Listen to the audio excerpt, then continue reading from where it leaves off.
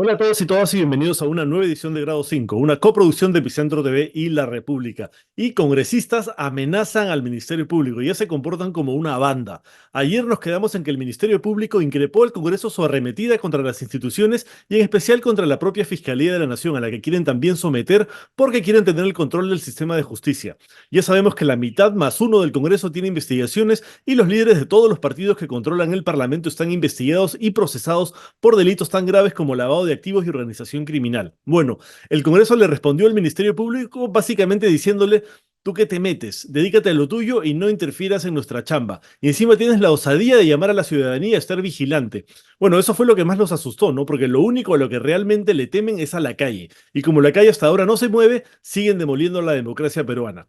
Ayer, después del comunicado del Congreso, algunos congresistas salieron a amenazar directamente al Ministerio Público. Escuchemos las declaraciones de Jorge Montoya y de María del Carmen Alba. Yo creo que el Ministerio Público debe hacer un mea culpa. Eso está hecho una desgracia. Se pelean entre ellos, hay bandos internos dentro de ese sistema. Deben autorregularse o lo vamos a regular nosotros. No queda alternativa. Sus comentarios son fuera de tono. El Congreso tiene toda la autorización para hacer lo que está haciendo y nadie tiene por qué juzgarlo. Primero que se ordenen, si no los ordenamos. Ese es un mensaje para ellos. Bueno, no sé qué le pasa a la Fiscalía, la verdad cada día me sorprende más. Creo que el lío que tienen adentro, ¿no? Como digo, el lío de gringos todavía no lo superan.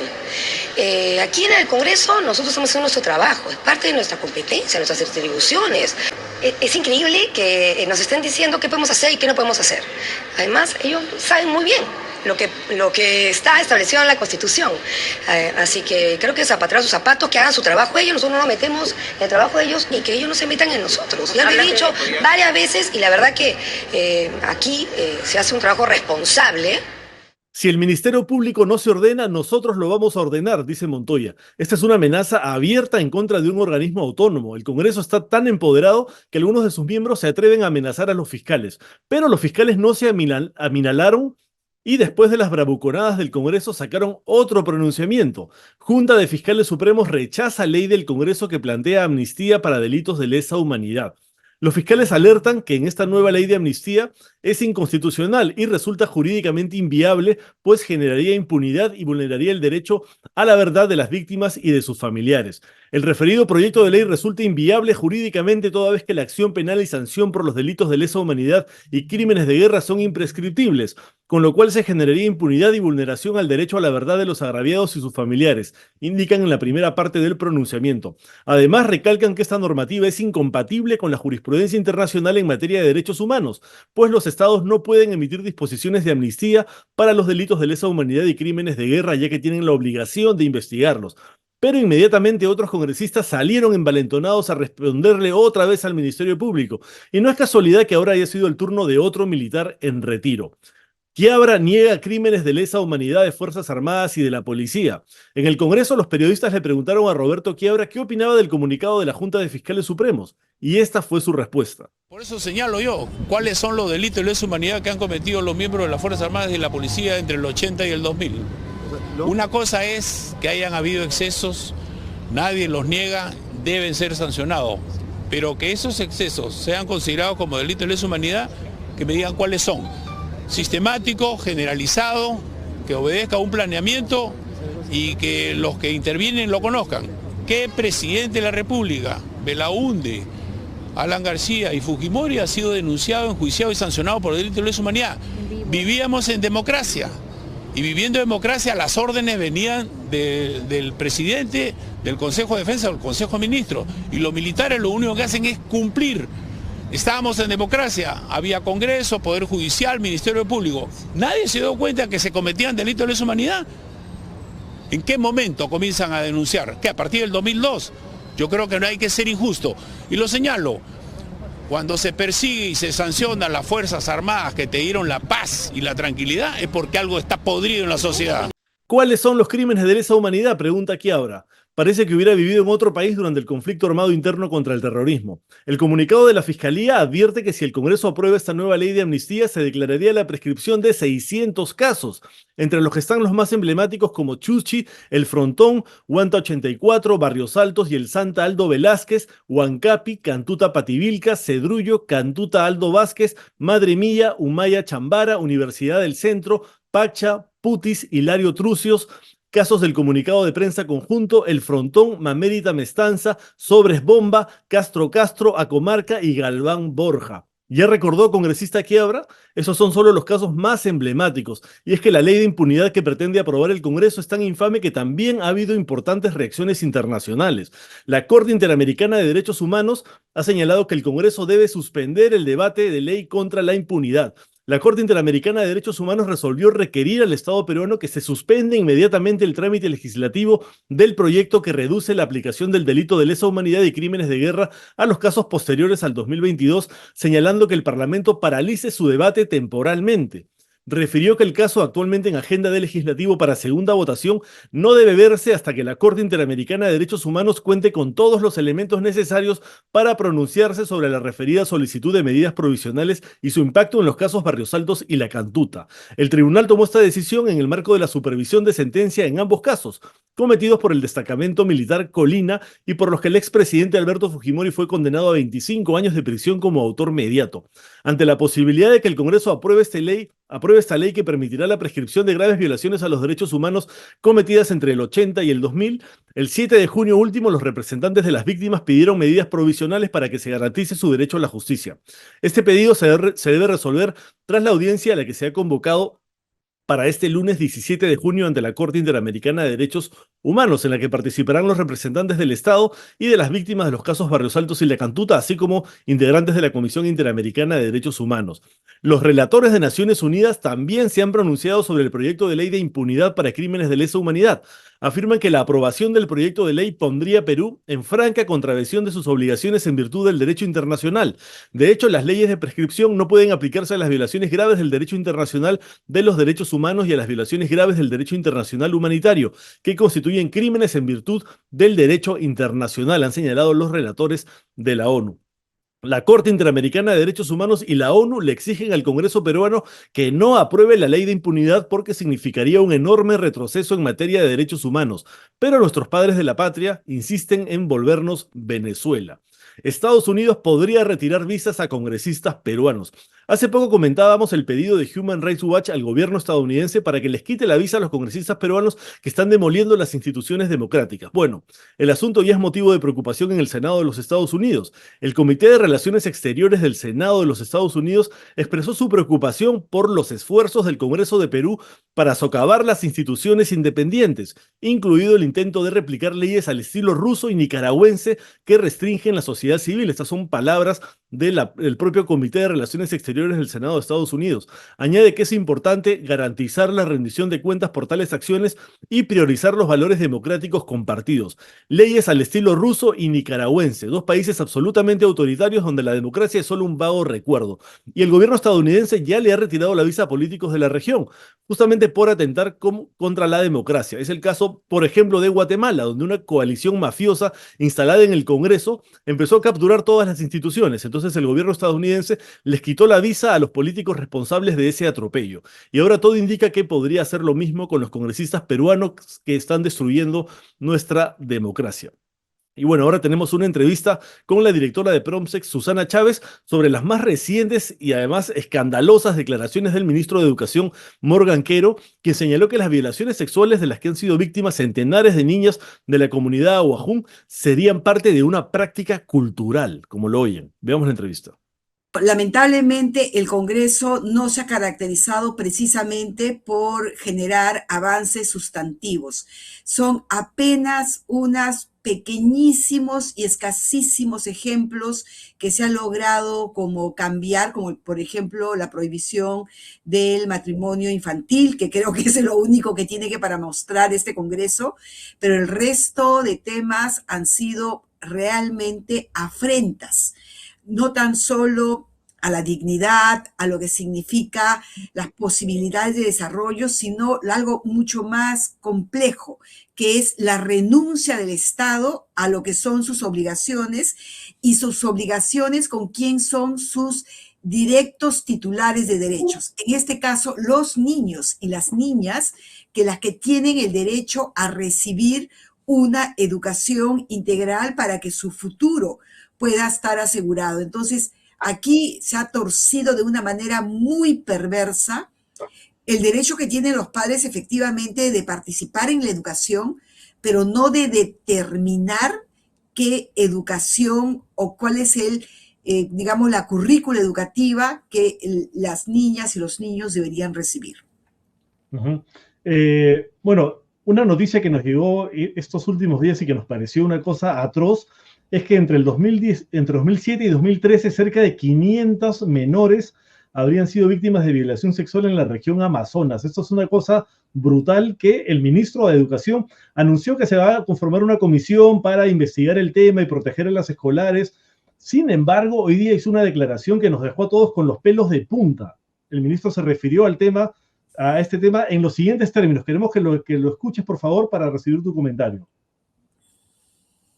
Con los hermanos Aguajún, porque estoy seguro que debe haber algún tipo de solución que tenemos que encontrar entre todos para zanjar esta situación. Denunciar si ha habido una violación. Si es una práctica cultural, lamentablemente, que sucede en los pueblos amazónicos para ejercer una forma de construcción familiar con las jovencitas, entonces nosotros vamos a ser muy prudentes, pero también vamos a exigirle una respuesta a la comunidad en relación a los descargos que corresponden. Bueno, es simplemente, no, o sea, es de las cavernas y un poco más allá, pero no solo eso, sino es no tener ni idea de lo que sucede. En muchos casos, precisamente son profesores que vienen de afuera los que están procesados, sentenciados, denunciados, en muchos casos no, porque son como una autoridad los que violan a niñas y a niñas en la selva. Sí, y además al ministro, ¿no? Sí, y además al ministro habría que preguntarle si ha conversado con las hermanas Aguajún. O sea, creo que ese es un tema fundamental para preguntarle, se acerca este ministro que supuestamente maneja el tema de educación, que debería ser el máximo representante, que dirige la política pública, trae un discurso de estas características totalmente descarnado. En realidad, este ministro es absolutamente peligroso. Él no debería, y lo digo con total, digamos, certeza, él no puede estar dirigiendo el sector y este debería ser el motivo para pedir su salida, su renuncia o su expulsión, porque él no está en capacidad de conducir el sector. Y ahí creo que deberíamos ser como muchísimo más claros como sociedad, ponernos en la fila, que el señor vaya a defender a la presidenta desde otro puesto, pero de ninguna manera como ministro de Educación.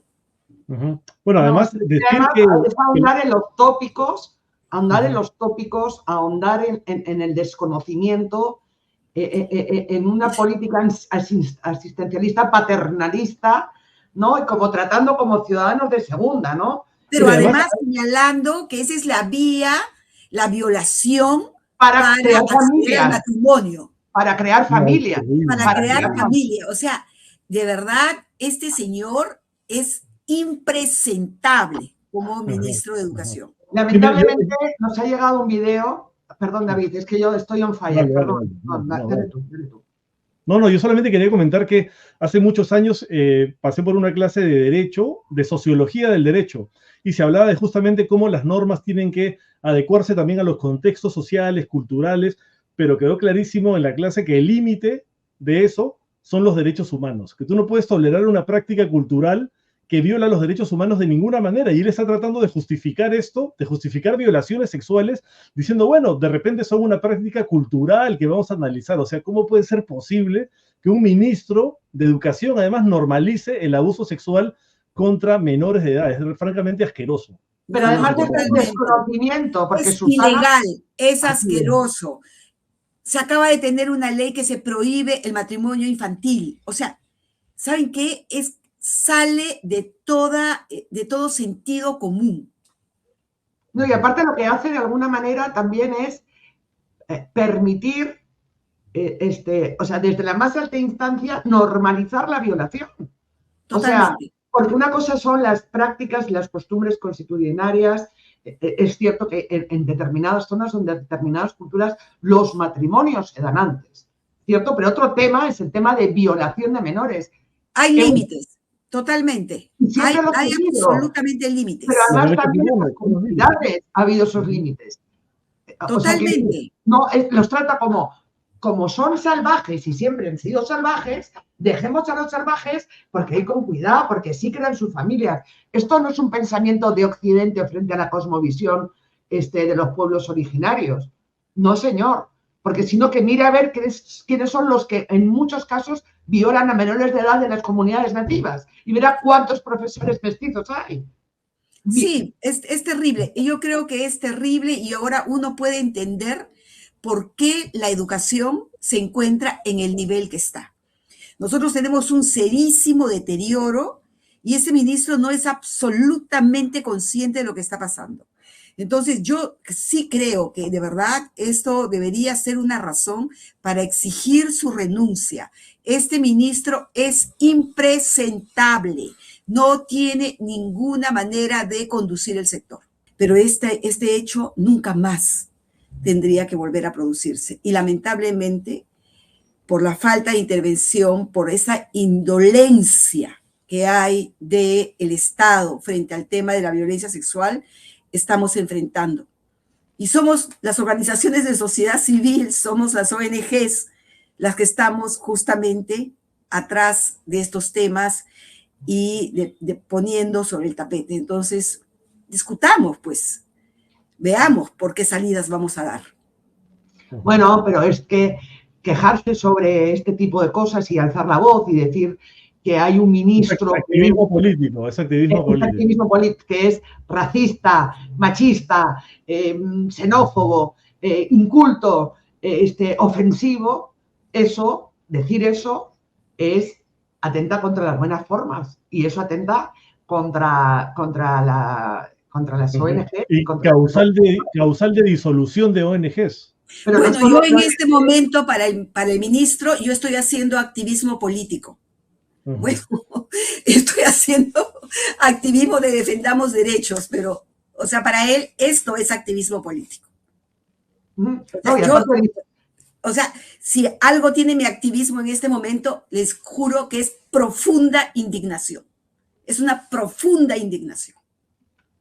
Pero es igual que la nuestra. Quiero decir, es lo que corresponde como periodistas, contar lo que sucede, arrinconar, exigir, ser crítico con el poder. Eso es lo que nos corresponde hacer.